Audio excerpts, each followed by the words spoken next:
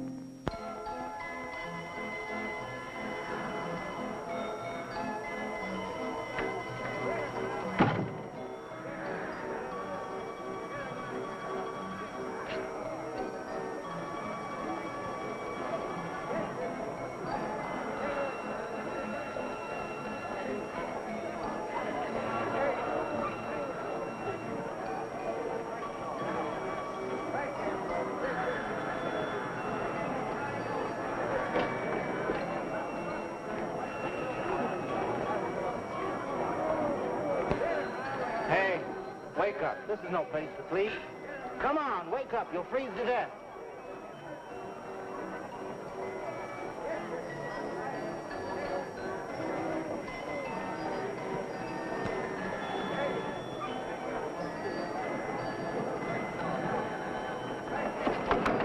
Hey, Mills, come out here, quick.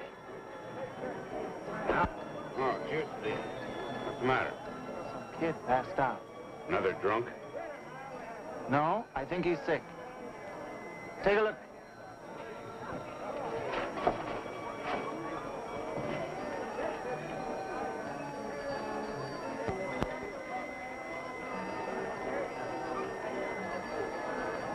He's sick, all right. Give me a lift. We'll get him into my trailer.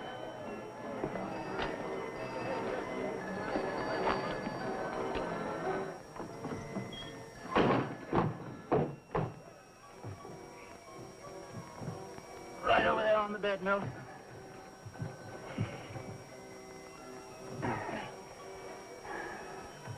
I can manage now. Right. Hi, Milt. Hi.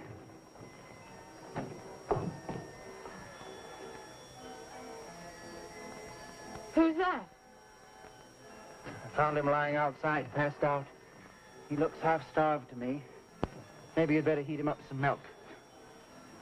If you think I'm going to start playing nursemaid to some crummy tramp, you've got another guest coming. Oh, be reasonable, Irene. It looks like the poor kid hasn't had a square meal in days. So, call the wagon. There's charity hospitals, aren't there? I'm not going to spend all my time in between shows cooped up with him. You can't just throw him out. Maybe he's in trouble. There's no identification on him, nothing.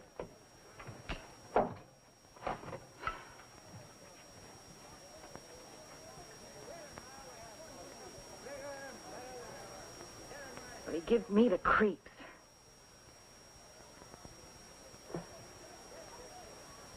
Vic, I think he's waking up.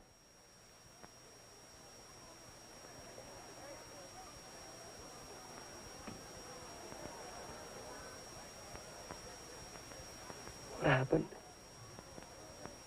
Where am I? Feeling better, kid? Yes. How did I get here? Am I dead? What made you think that? Because of you. You look like an angel. You hear that, Vic?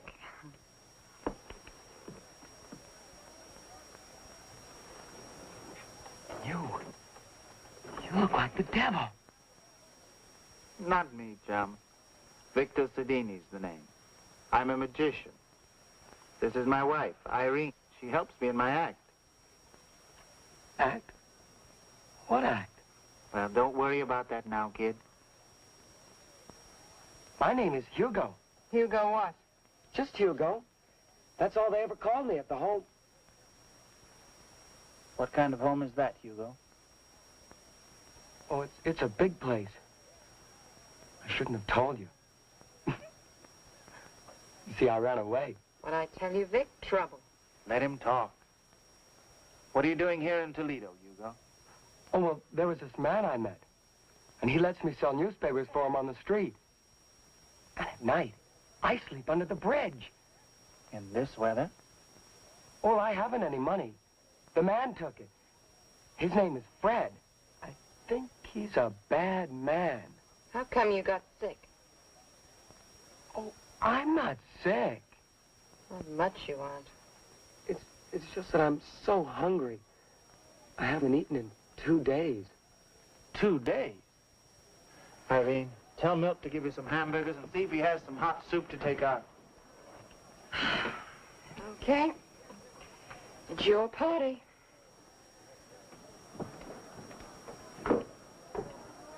You're going to be all right, Hugo. Just rest and get your strength back. What's the matter? You're not afraid of me, are you? You're a magician. I've heard all about them. They can put spells on you. I see. Now, well, somebody's going to have to put you straight about a few things, Hugo. I'll tell you what. Just as soon as you're feeling better, I'll let you watch the show. Is Miss Irene in the show? Of course. Well, then I want to watch it. I like to watch her. She's pretty. Good.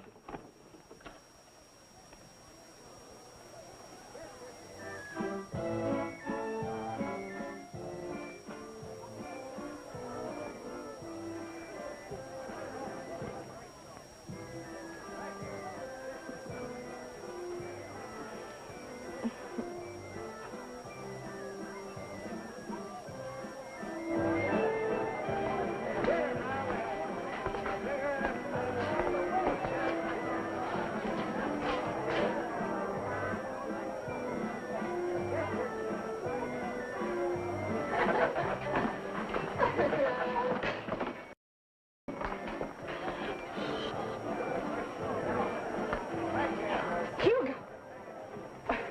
You feeling better? Oh, yes, much better, thanks. I wanted to see the show.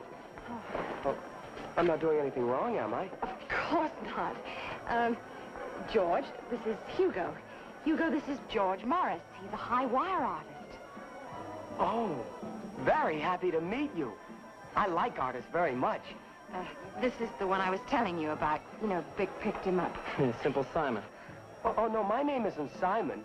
It's Hugo. Right. Well, I've got to go find Vic. We're on in 5 minutes.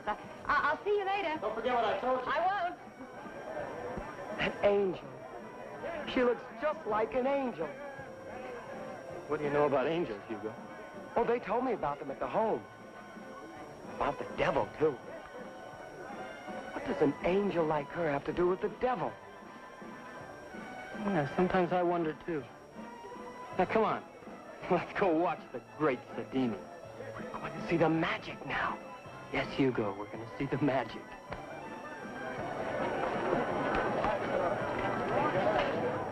My friends, I'll conclude this little demonstration of mystery and magic with the celebrated illusion of sawing a woman in half.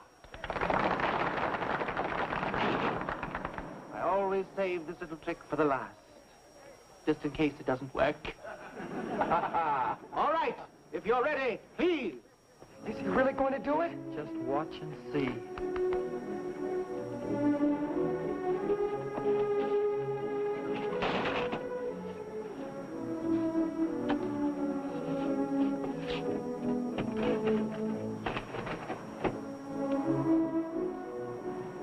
Are you ready?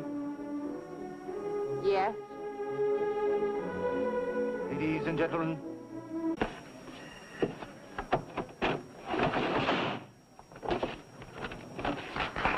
It's all right. It's all right, I tell you.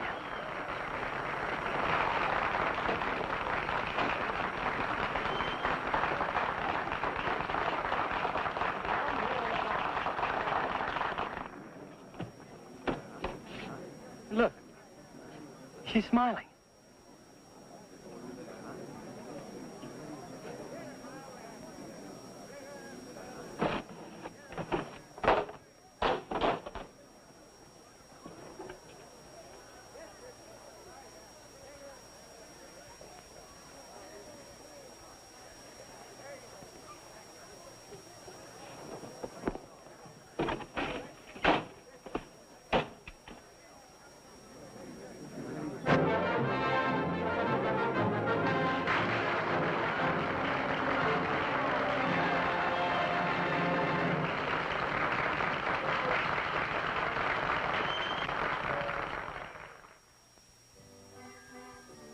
tell you, I'm fed up with taking orders from him. Now he says he wants to put Hugo in the act to take care of the props. Yeah, but the kid worships you. Oh, it bugs me just to see him stare. I tell you, I've had it.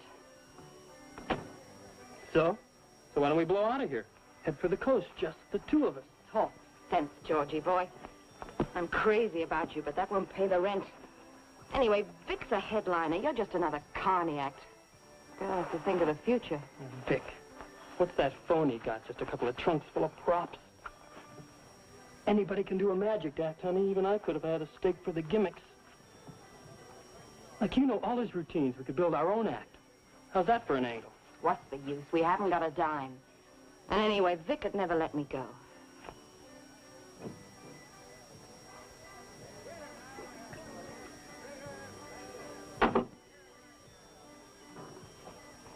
We belong together, kid. I can see it now, the great George and company. There's got to be some way. George!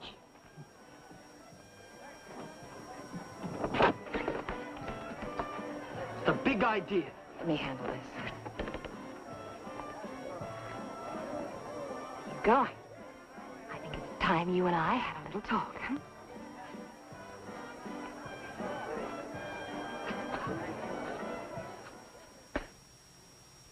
Yes, Hugo, it's true. I love George. And we're going away together. Oh, but Mr. Sedini, he's such a nice man, even if he does look that way. How do you mean? Well, when I first saw him, I thought he was the devil.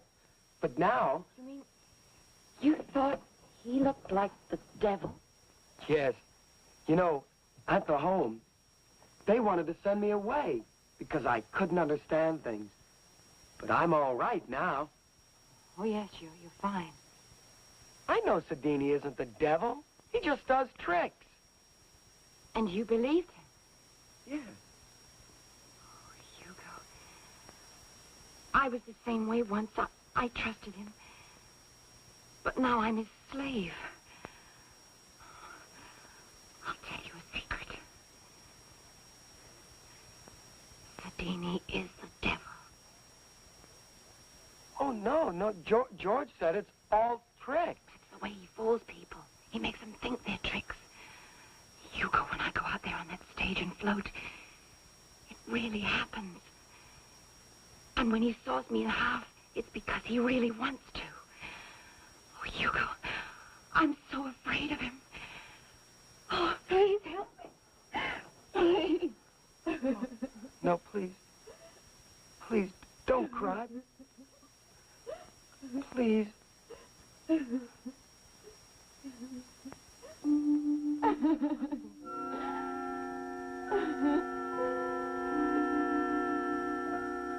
What is it?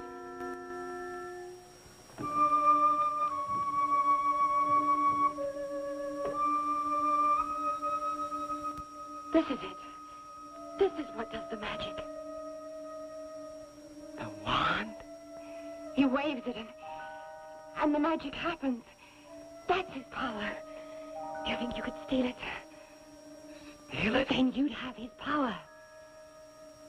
Oh, Hugo, nothing can help me as long as he's still alive. As long as he's still alive. But you've got to help me. right. I'll help you. Just tell me what to do. Yes, Hugo. I'll tell you what to do.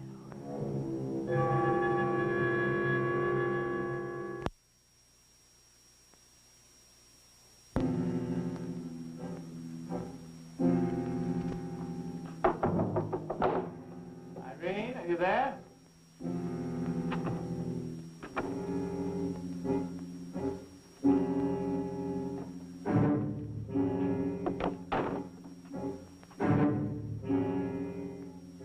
Where's Irene? I haven't seen her. That's funny. Yes. What's the matter with you? Nothing. What are you hanging around here for? Everybody's in bed. You're supposed to bunk with the roustabouts over in the prop tent. I was waiting for you to get back. What did you want me for? I needed the keys. The keys to your trunk. Is there something you wanted to get out of it? No. There's something I wanted to...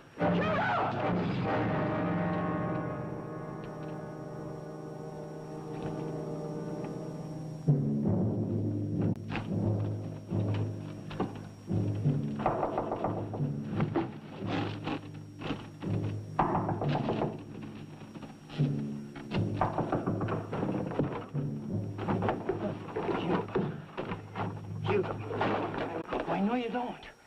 She's gonna frame you. That's the bit. She's got it all figured. No, you're lying. You kill Sadini, she'll tell the cops deny everything. You see, you're supposed to be, well, you just staying with it, kid. I'm all right. You know I'm all right. Sure, pal, sure. But you tell the cops that line about the devil, well, they'll have their own ideas. You could get locked up for... Is that you, George?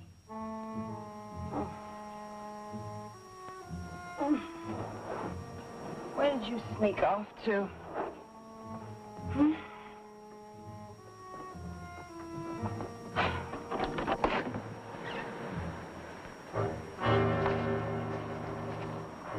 See? I have it. I have it now.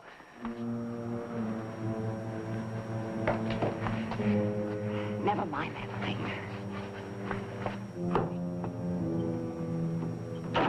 Did you do it? Yes. Where is he? In the trailer. Told me yourself. Whoever has the wand has the power. Where's George? What's Sadini? No, Hugo, no. He went to sleep. So I locked him in the trailer with Sadini. But if the police find him in there with Sadini, they'll think that... It doesn't matter what they think. All that matters is this. Now the two of us can go away together. We'll have a wonderful act. You'll see. I can do all the things Sadini did. All the magic. No, Hugo, you don't understand. I'll be greater than Sadini. I'll show you. Irene. Irene. Irene, I didn't mean to hurt you. I didn't mean to frighten you. Don't you believe me? Well, then I'll show you. I'll show you I can use the wand. When you wake up, you'll know it's true.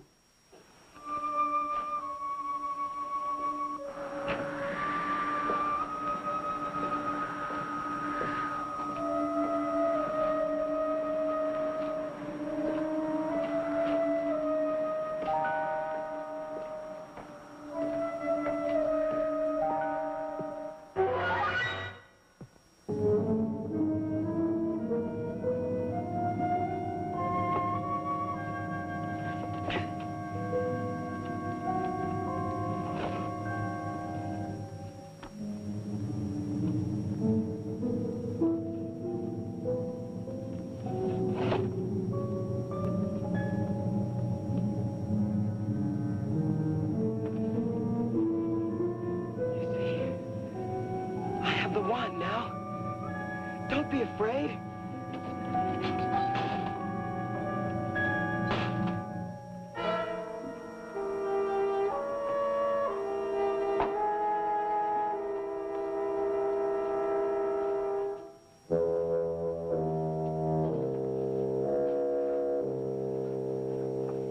Ladies and gentlemen, presenting Hugo the Great.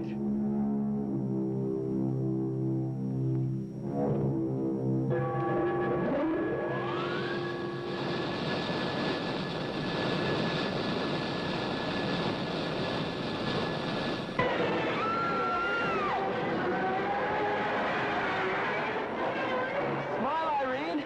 Smile. Smile.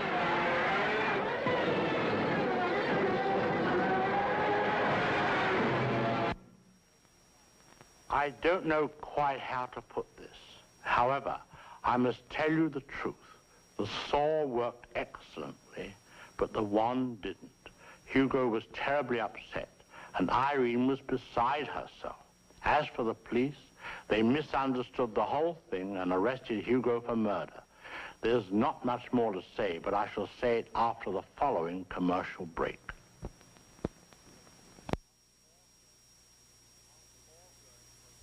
The foregoing has made it obvious to me that we've had quite enough for one evening.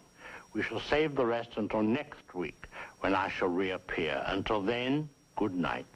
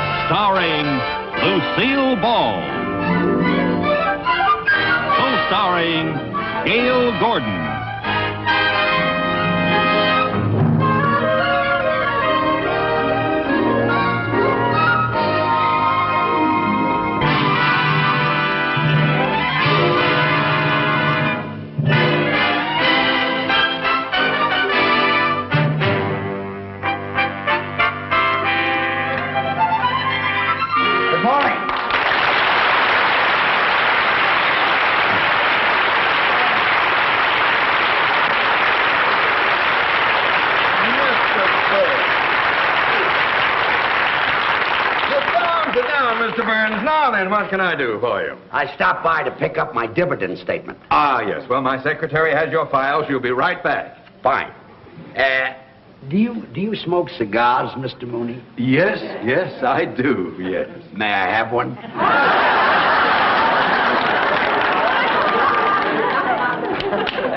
Thank you.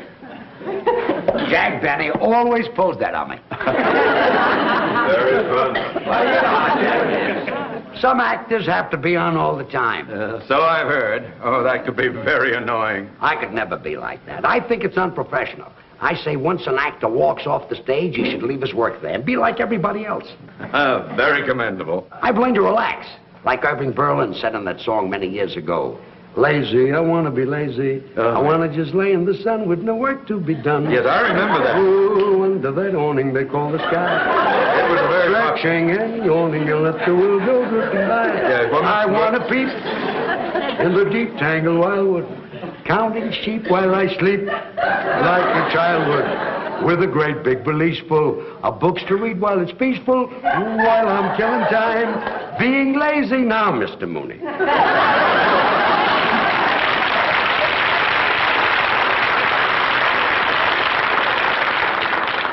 Maybe I can find your file, Mr. Burns. It should be here under the B's.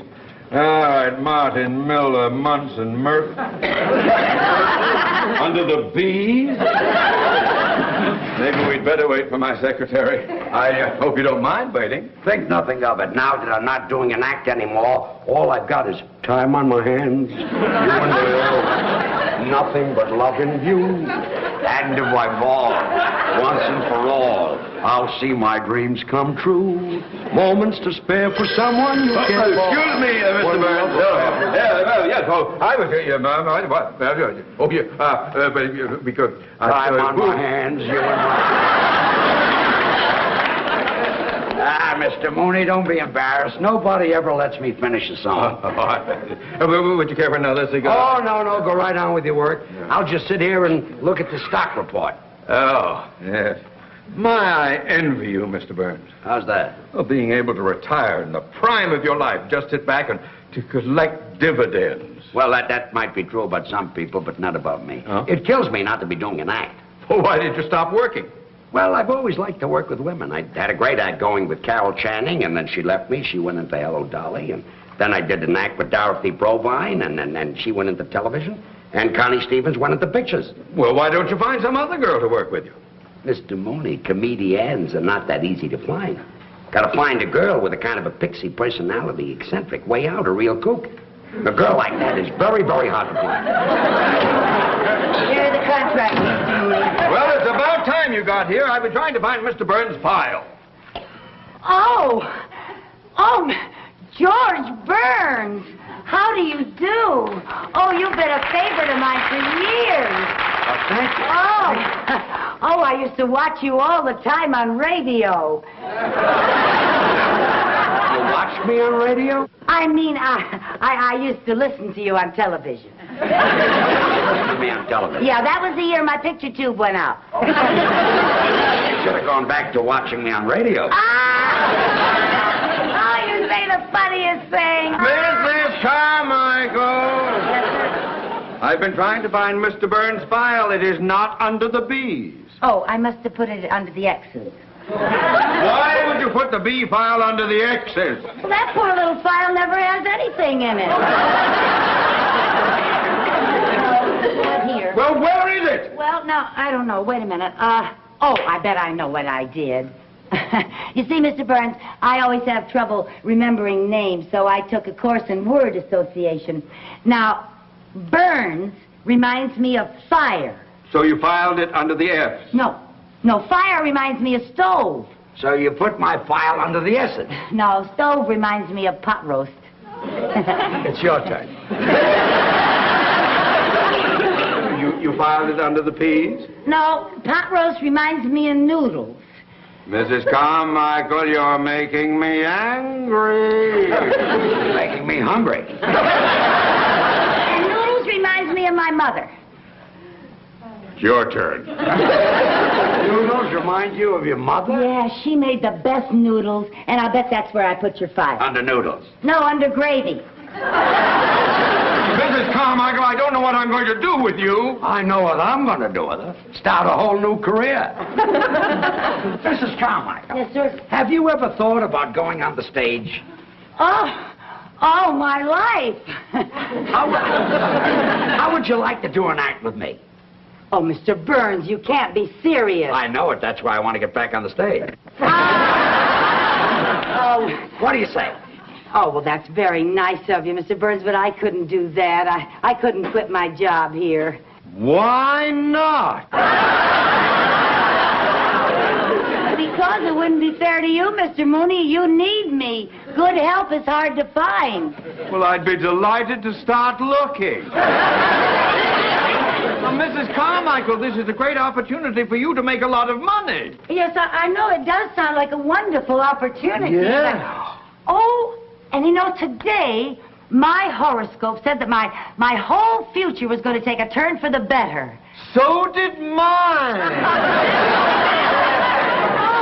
How much would I make? Well, it's unprofessional for an artist to discuss money. Oh. That's usually handled by your agent or someone who handles your financial matters. Oh, well, Mr. Mooney usually handles all my financial things. Yes, and I'd be delighted to represent you in this matter. Would you? Yes, indeed. For the customary 20%. 10% is customary. Oh, 10. Oh, yeah. Well, see, I'm new to show business. You two talk it over, and when you decide on what you want, you can get together with my agent. Fine. Here's my address.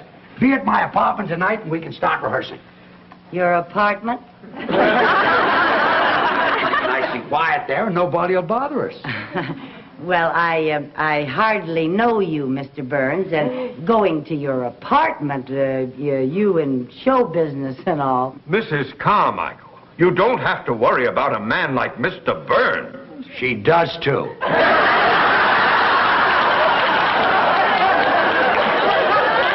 didn't mean that you aren't a gentleman, Mr. Burns. I just meant that... Well, I meant you're a man, and if I go to your apartment, people might talk. What people? There won't be any people there. And when I talk, nobody believes it anymore. Here tonight. Okay, Goodbye, Mr. Mrs. Burns. Carmichael. Well, thank you. Goodbye, Mr. Mooney.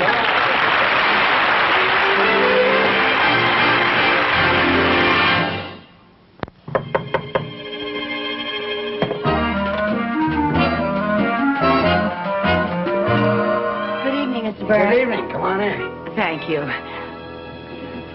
Oh, what a lovely apartment. Well, I'm glad you like it. Oh, it's so beautiful. Are you ready to try a little rehearsal? Oh, yes. I can hardly wait to find out what I do on the stage. First, you've got to learn how to get on the stage. Oh, yes, sir. See, making an entrance is very important. Oh. Now, let's see. Where are we? That'll be the wings right there. Oh, uh-huh. Now, this will be center stage. Yes, sir. Yeah. Is that the audience out there? That's the audience. Okay. Now, we're introduced over the house mic. Oh, are we? Ladies and gentlemen, here they are, George Burns and Lucy Carmichael. Now, the orchestra plays our entrance music. Oh, what is our entrance music? Some of these days. Oh! Now, let's make our entrance. Let's go into from the over here. Now, you walk out just like I do. Yes, sir. Okay. Yes, sir. Now, here they are, ladies and gentlemen, George Burns and Lucy Carmichael. Now, there's music. And I'm walking out, and I'm bowing, and I get to the center of the stage, and when I get to the center of the stage... I'm sorry, honey, you walked out too fast. Oh, well, I guess I've waited so long to go on stage that I was kind of in a hurry. You belong over here. Oh, over here? Over there. Oh. That's it. Now, we'll start. Yes. Well, Lucy, say hello. Hello. Not to me, to the audience. Oh. Hello? Don't look down at the audience. The people in the back can't see you. Oh. Hello? Now, I'll tell you a little trick. Especially when you're new and you might be self-conscious. You look out at the audience, but you don't see them. You sort of look past them. Oh. Well, now, well, Lucy, say hello. Hello? Very good. Oh, thank you. Do that again. Hello? What's that? What is that business? Oh, a little curtsy. Yeah, well, I saw Ginger Rogers do that on the Late Late Show last night. Yeah, I saw her on the show. She's my favorite. My very favorite. Look, she's very good. Yeah, Fred Astaire was in the picture, too. It was a wonderful picture. You know, at the beginning of it, Fred was an ambitious young dancer playing in a show in Muncie, Indiana. Muncie. You ever been to Muncie? I was closed there. Oh. Well, Ginger Rogers is one of the chorus girls in the picture, and Fred's up there dancing away, you know, and Ginger's in back of him kicking with the girls, you know, and she accidentally kicks Fred. And the people laugh, and Fred is very embarrassed, you know. And then the girls go off stage, and Ginger starts for her dressing room, and Fred comes off stage, grabs her, and starts bawling her out. And that poor little thing is on the verge of tears. She's hurt? Not her, him. Oh, him. It hurt where she kicked him. Oh. And he tells her she's nothing but a clumsy clown with 2 left feet. And he calls her a no-talent nitwit. And then she calls him a swell-headed nincompoop. Yeah, and that's when they realize that they really love each other. It always... So, later that night, he goes over to her apartment to apologize for bawling her out, you know. And he knocks on the door. He knocks on the door. If that's Fred Astaire, I'm giving up cigars. Come in. Oh, Good evening, Mr. Burnley. Nice to see you. Hope you don't mind my dropping by. No, I suppose you came by to transact a deal. Yes, I did, and to see how my client is getting along. Well, we've been rehearsing a little bit. Yeah, Mr. Burns is teaching me how to say hello. Hello? Oh, my, that's very good. She'll be worth a lot of money, this girl. Well, I don't discuss money. You'll have to talk to my agent.